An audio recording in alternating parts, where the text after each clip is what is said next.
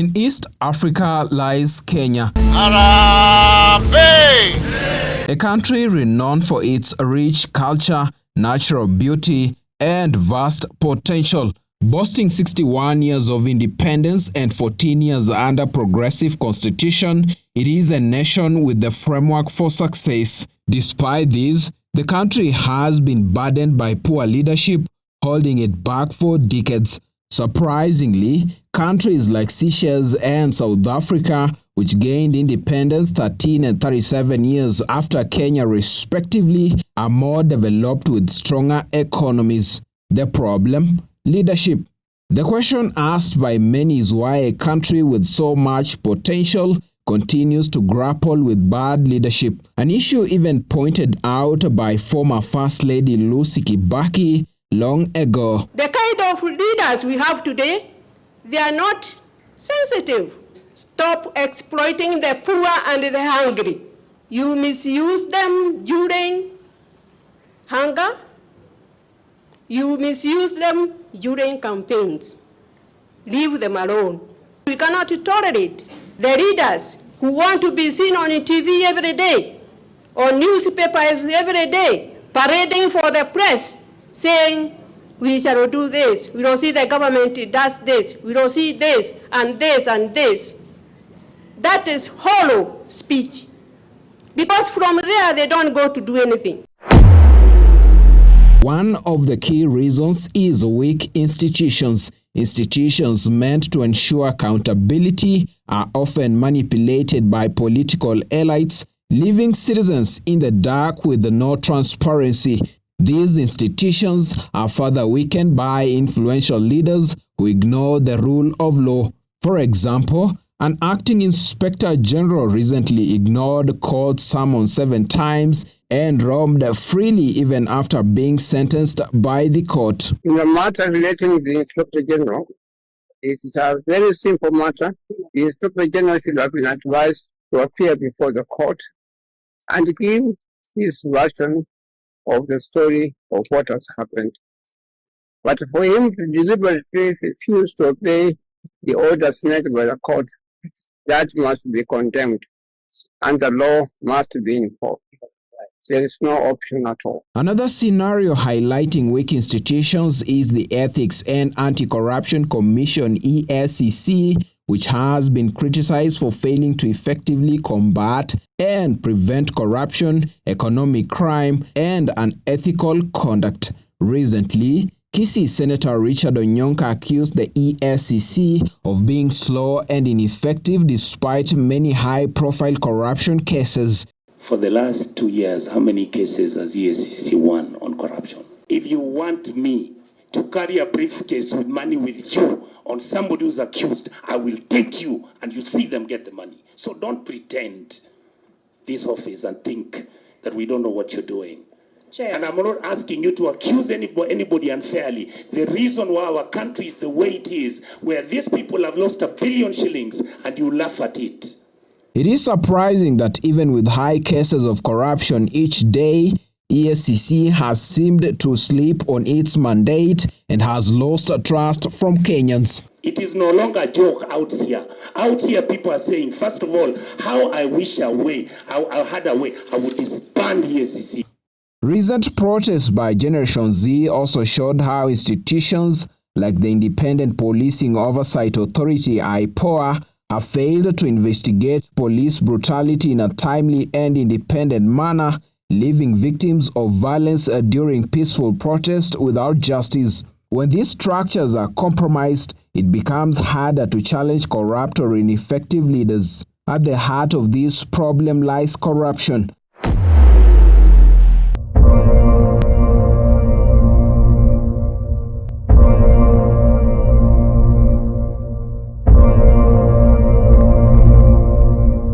Public resources are frequently misused for personal gain, and many leaders see their positions as opportunities to enrich themselves rather than serve the people. Sisi lazima tungeangalia nyinyi. Hii serikali ni kampuni na ni ya shares. Si ndio? Ni ya shares. Kuna wenye kampuni, Wale wako na shares mingi, kuna wale wako na chache, kuna wale hawana. Sasa nyinyi mliinvest kwa hii kampuni ya William Ruto na Rigathi Gachagua. Sasa lazima mvune. Yule ambaye alipanda atafanya nini? Corruption has been deeply entrenched in Kenya since independence and has become synonymous with politics and public service. In 2016, the EACC estimated that Kenya loses about $6 billion to corruption each year. To add insults to injury, in a surprising statement, former President Uhuru Kenyatta stated that Kenya loses 2 billion Kenya shillings to corruption each day. Despite frequent corruption scandals, politicians often avoid facing the law or serious consequences, and in many cases, they are re-elected. One thing that has remained firm is leaders who clearly speak about ending and fighting corruption, but end up with zero action on dealing with the elephant. A recent expose by activist Morara Kebazo showed how government projects are often launched with much fanfare to deceive the public, only to be abandoned as funds are siphoned off by contractors and government officials. From the control of budget, I'm able to get that during the financial year of 2018-2019, hii stadium iliwekewa 130 million na hiyo pesa yote ikalipwa contractor. Tena kwa mwaka wa 2020-2021 ikawekewa 86 million. Contractor akalipwa 61 million. So if you do 61 million plus 130 million, that brings you to around 191 million. But that is not correct. I've realized that there is a very deliberate attempt to ensure that records are missing for this contract, because hii kitu imekuwa ikiallocatiwa pesa in many financial years and that money keeps getting stolen. In my own estimation, the money that has been lost here could be probably about 800 million. I'll tell you about the corruption going on at the office of the Auditor General later. Let's first see the stadium.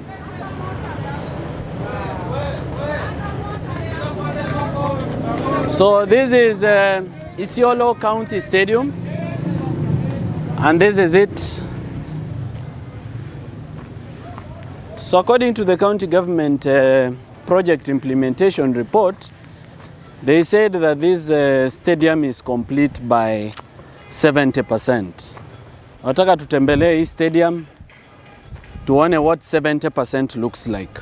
Despite these allegations, politicians continue to roam freely without facing the law. Even when they are brought to court, they always seem to have their way out and even protected by the people at the top. This impunity allows bad leadership to persist, as leaders know they can escape the law easily. Another key factor is ethnic politics in Kenya. Political support often hinges on tribal affiliations rather than the competence or integrity of a leader, which is a shame to those who still fall for this narrative. Terms like mtu wetu, which means our person, are frequently used not only to spark interest from the public, but to entrench tribal loyalties. Political parties are mostly formed along tribal lines, from the ruling party to the opposition, which only strengthens this problem. Lakini mimi nikamweleza kwamba sisi tuna makabila 121. Lakini tumekusanywa katika kabila moja la Waswahili na Watanzania. Nina uhakika kwa makabila hayo machache 43 mkishikamana, na mimi ni lazima niseme kwa sababu msema kweli ni mpenzi wa Mungu, mambo mengine yote Kenya ni excellent. Tatizo ni ukabila. Najua maneno haya yatawachoma kidogo, lakini lazima niwaambie hapa hapa. Muumalize ukabila. Ukiisha ukabila, Kenya is the best country. Ethnic politics is even taking center stage today. Take, for example, Deputy President Rigathi Gachagua, or Riggy G as many know him, who has been openly promoting tribal politics, which has led to a rift in government, a position he was clearly against before the elections. Instead of focusing on delivering for Kenyans, the deputy president has been caught up in a struggle for tribal leadership between him and a faction of leaders from Mount Kenya, with phrases like Murima dominating the discourse instead of development. Nikichunga mambo ya watu ya Murima iko makosa. Iko makosa. Mimi nasema watu wapewe nafasi wafanye biashara bila kuhangaishwa. Si ndio? Nikisema polisi wasisumbue nyinyi iko makosa.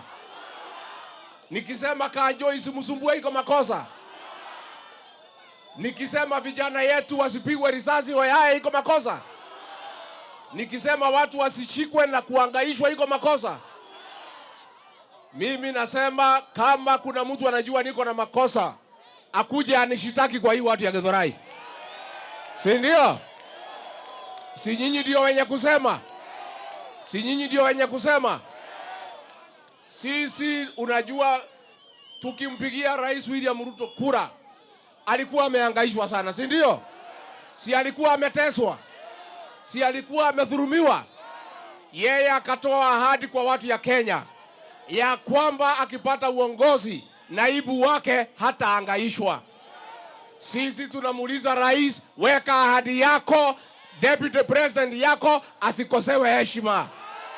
After recent protests by Generation Z demanding President Ruto's resignation, the president surprisingly responded not by entirely addressing their grievances, but by making tribal appointments to his cabinet and visiting those regions rather than listening to the cries of the people. Watu wa Kisumu tunakubaliana jameni? Tunakubaliana? Nyinyi mnajua hii serikali nimeunda. Baba amenisaidia. Akasema huyu Mheshimiwa Mbadi akuje anisaidie kusukuma kazi. Huyu Opiyo Wandayi akuje anisaidie kusukuma kazi. Ule Hassan Joho akuja anisaidie kusukuma kazi. Huyo Paranya akuja anisaidie kusukuma kazi. Nyinyi watu wa Nyanza mumekubali ama hamjakubali? Mumekubali? It was a political tactic aimed at appeasing certain regions, but it showed how tribalism still plays a major role in governance today. The government, rather than focusing on development, has used this strategy to keep itself in power, divert attention, and divide the people while Kenyans mourn the loss of their loved ones without justice. Despite these challenges, Kenya has a vibrant civil society, though limited civic engagement remains a challenge. Many citizens lack awareness of their rights or have lost faith in the political system. Some leaders exploit voter apathy by using handouts and short-term gains to secure support, which weakens democracy further. However, there have been recent efforts to increase civic education, with figures like Morara Kebazo trying to raise awareness. Ninyi mmesema niwaambie. Sasa sikieni.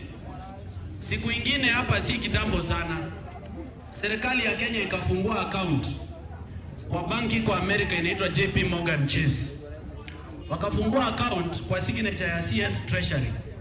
Hiyo account wakaita Kenya Sovereign Wealth Fund. Walipofungua hiyo account, wakakopa madeni kwa niaba ya Kenya. Hiyo deni ilikuwa $2 billion Kenya shillings. No, $2 billion.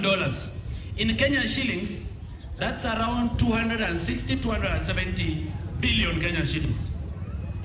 Walipokopa hiyo pesa, wakachukua $650 million, wakasema wanalipa deni ya Kibaki.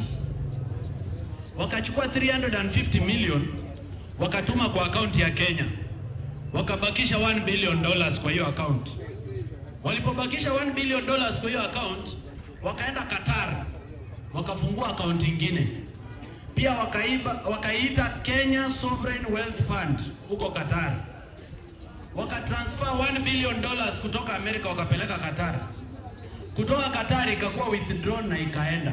Elections, the cornerstone of democracy, are sometimes marred by manipulations from rigging to voter intimidation. It is troubling that every presidential election since 2007 has been marred by disputes and allegations of rigging, with many ending up in courtrooms and tragically beyond, where Kenyans have lost their lives in the aftermath. This electoral manipulation makes it difficult to remove corrupt or ineffective leaders from office, even when the people demand change. Looking back at recent pre-election periods, this trend is clear. Politicians sell hope to get into power, with phrases like Mama Mboga, Boda Boda, and Bottom Up dominating the narrative, convincing the common citizen that change is coming. But in return, citizens are met with high taxation, a tough economic environment, corruption, and a string of excuses. Perhaps it's time Kenyans learn a valuable lesson. Foreign influence also plays a role in perpetuating poor leadership. International debt and reliance on foreign aid come with demands that sometimes shift the focus of leaders, forcing them to prioritize external interest over the needs of their own people. Recently, the Kenyan government has attempted to pass punitive policies such as the Finance Bill 2024 that included taxation of land and Livestock Bill 2024, both of which have been heavily criticized by informed Kenyans who understand the underlying global agendas like New World Order. Kenya has been chosen as the prototype for these implementations. That is why the food and agriculture control is on full gear in Kenya. ID agenda is full gear on Kenya. Climate change agenda is full gear on Kenya. Immigration and open border policies is in full gear in Kenya. Military involvement is full gear in Kenya. So all these implementations, look at ideas like the LGBTQ agenda. Kenya was the first country to be pushed to approve within the area and the region. Countries like Uganda, when Museveni was against it, the IMF and World Bank said they're going to cut funding. So it is blackmail. It is blackmail. Remember, the whole idea of the New World Order is to break the simple unit of a family.